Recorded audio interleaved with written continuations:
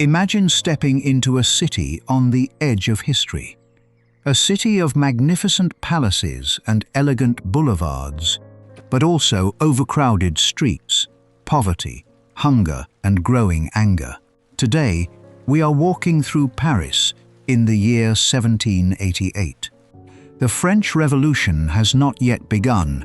King Louis XVI still sits on the throne. The Bastille still stands. The monarchy appears powerful. Yet beneath the surface, everything is about to change. For the next few minutes, forget everything modern.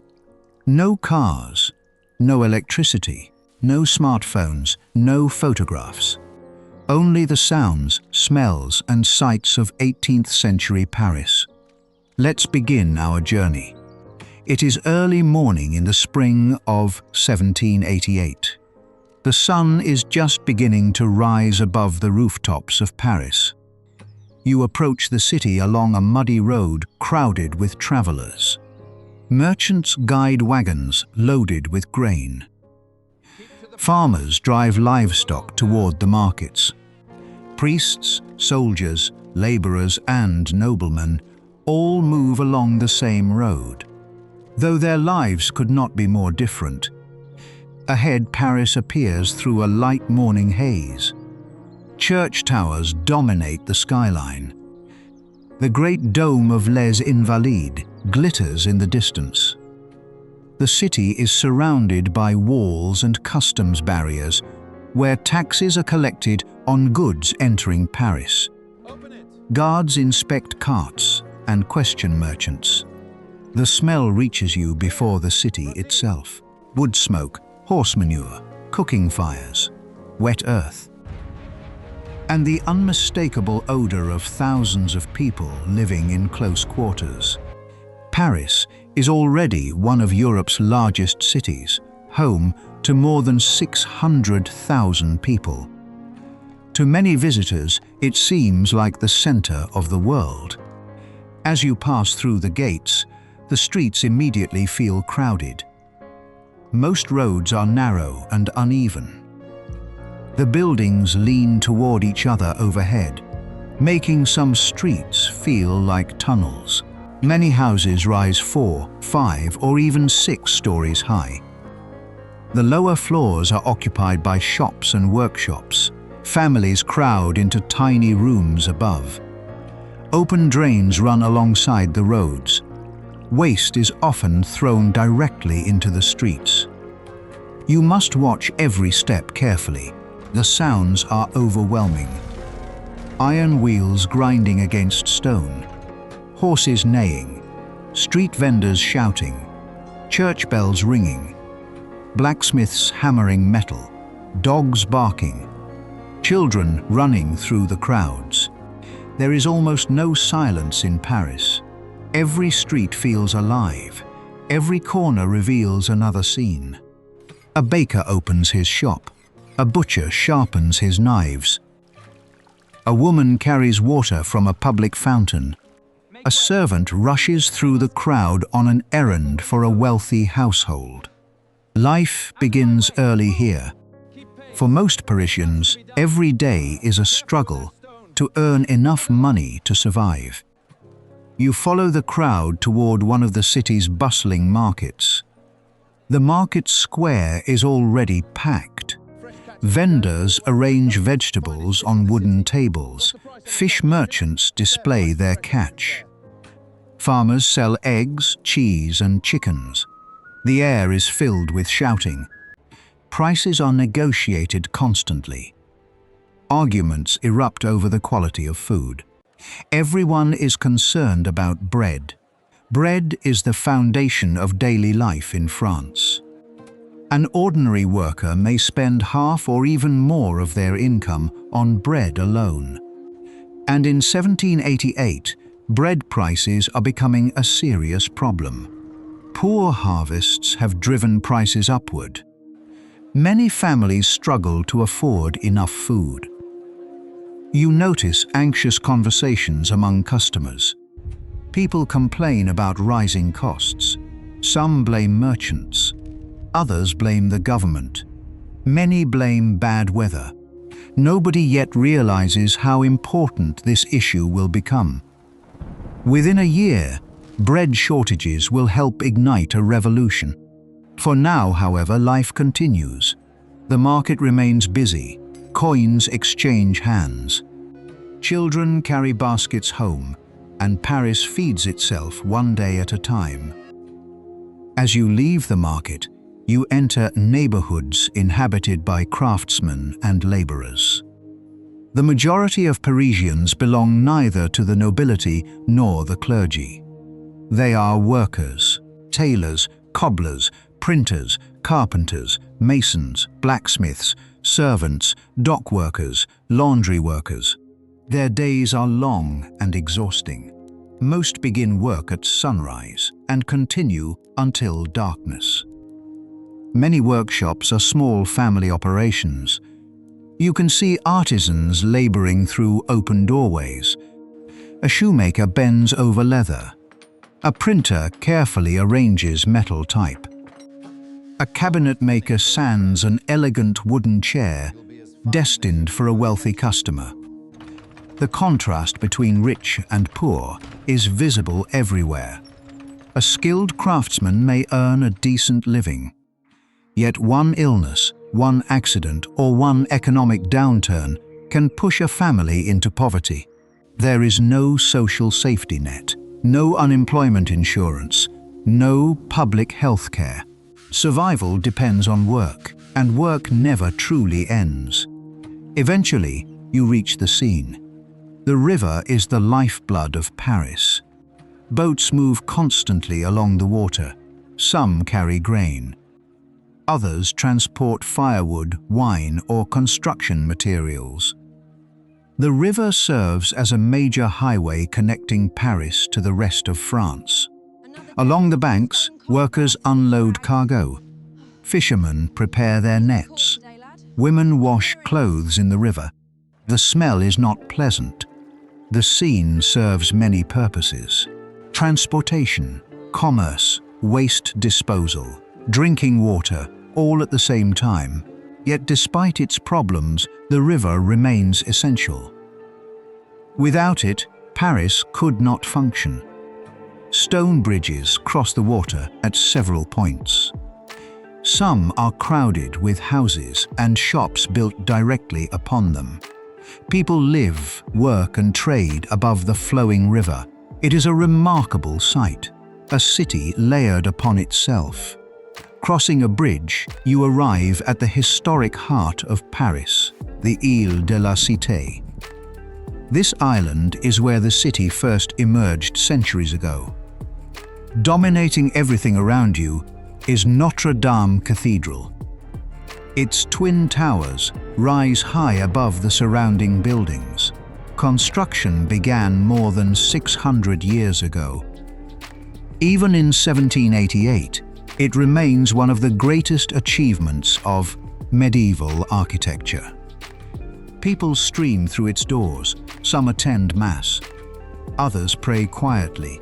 Many simply admire the vast interior. Religion shapes every aspect of life in France. The Catholic Church possesses enormous wealth and influence. Church bells regulate daily schedules. Religious holidays fill the calendar. Priests play important roles in communities throughout the kingdom. Yet not everyone is satisfied with the Church. Critics increasingly question its privileges and wealth.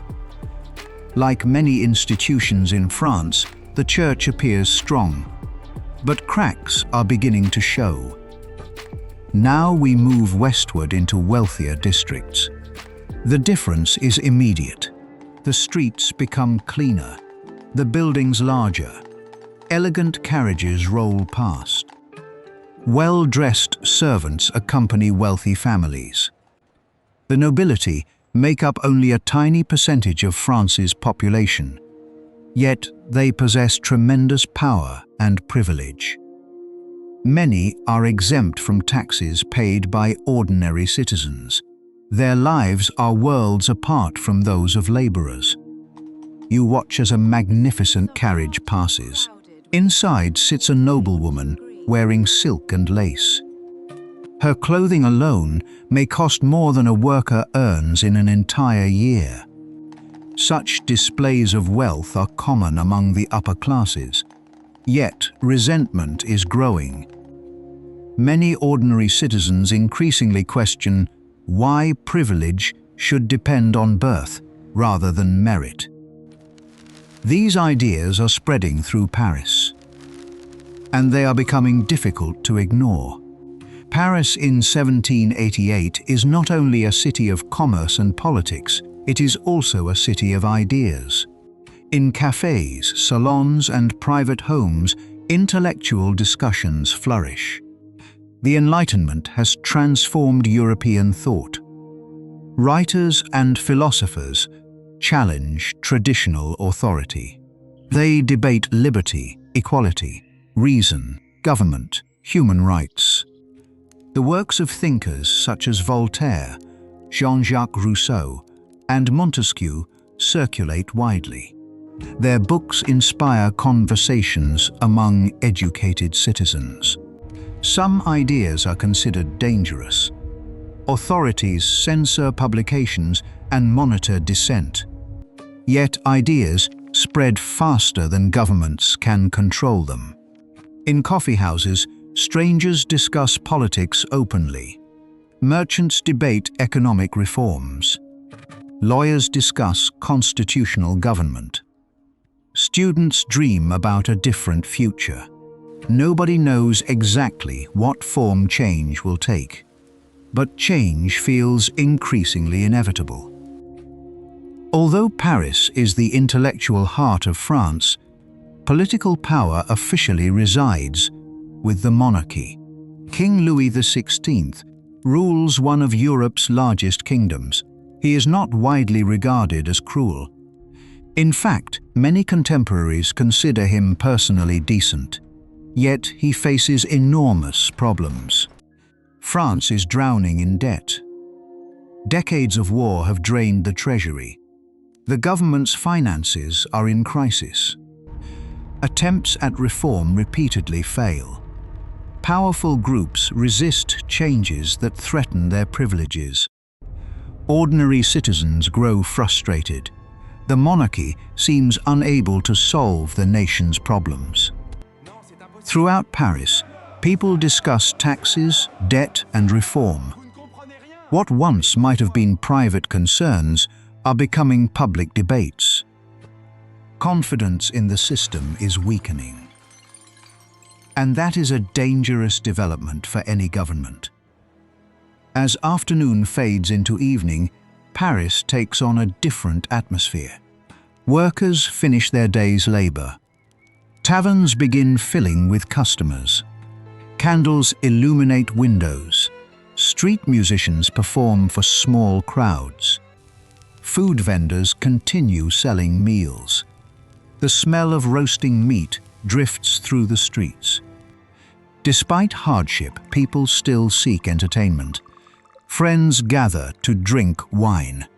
Families share meals. Neighbors exchange stories. Life continues. Yet beneath these ordinary moments lies a growing tension. Conversations increasingly return to the same subjects: taxes, food prices, government failures, social inequality. Many people sense that something is wrong. Few understand how close France stands to a historic transformation. The dark side of Paris. Not all of Paris is prosperous. As darkness falls, some neighborhoods become dangerous. Crime exists throughout the city. Street lighting is limited. Many alleys remain poorly illuminated. Thieves target travelers and wealthy pedestrians. Poverty pushes some people toward desperate choices. Beggars gather near churches and marketplaces. Homeless families search for shelter. Disease remains a constant threat. Medical knowledge is limited. Epidemics occasionally sweep through crowded districts. life expectancy is far shorter than today. Death is a familiar part of everyday life. For many Parisians, survival itself is an achievement. The grandeur of the city cannot hide its hardships. Paris contains both extraordinary wealth and crushing poverty. These contradictions grow more visible every year. As night settles over Paris, let us pause and look beyond what we can see. Because we know something the people of 1788 do not. Within months, events will begin moving rapidly. A devastating harvest crisis will worsen food shortages. Political conflicts will intensify. The Estates General will be summoned for the first time in generations. Public anger will explode. Crowds will fill these very streets. The Bastille will fall. The old order will begin to collapse. Many of the people we pass today will soon find themselves caught in history. The baker, the printer, the servant, the merchant, the nobleman, the priest. None can yet imagine how dramatically their world is about to change. Tonight, Paris still belongs to the Kingdom of France. Tomorrow, it will move one step closer to revolution. Our walk through Paris in 1788 is coming to an end. The city around us slowly grows quiet. Church bells ring in the distance. Candles flicker behind windows. The Seine reflects the moonlight. For a brief moment, Paris appears peaceful. Yet history often changes when people least expect it. The streets we explored today will soon witness some of the most important events in human history. A revolution that will transform France, reshape Europe, and influence political movements around the world for centuries to come. This was Paris in 1788, a city of beauty and inequality, of faith and skepticism, of privilege and hardship, a city standing on the threshold of a new age. And perhaps the most fascinating thing about this moment is that nobody living here can yet see what is coming. They simply wake up, go to work, buy bread, attend church, meet friends, and continue their ordinary lives, unaware that they are living through the final days of an old world. Thank you for joining this journey through history. And until next time, keep exploring the past.